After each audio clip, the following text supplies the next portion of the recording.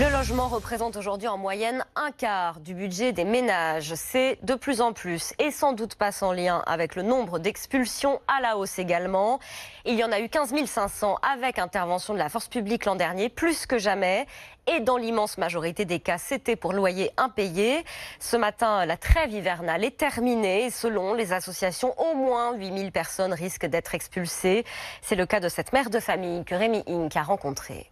Bienvenue chez Nadia, la cinquantaine. Cette mère de 7 enfants, dont 4 encore à charge, habite un logement insalubre. Surtout l'humidité qui revient à chaque fois. C'est un cimetière pour moi. Alors pour financer les travaux, Nadia n'a pas payé son loyer pendant plusieurs mois. Elle est aujourd'hui expulsable. Ses valises sont prêtes dans le salon. J'ai peur parce qu'on ne sait jamais. L'huissier, ils vont taper à toutes les portes et il faut se préparer à tout. Une mère de famille stressée quand elle pense au pire. Se retrouver à la rue avec ses enfants. Ça arrive à tout le monde en plus. Pour un oui, pour un non. Moi, qu'est-ce qui me fait peur? C'est pour mes enfants. C'est le moment des examens.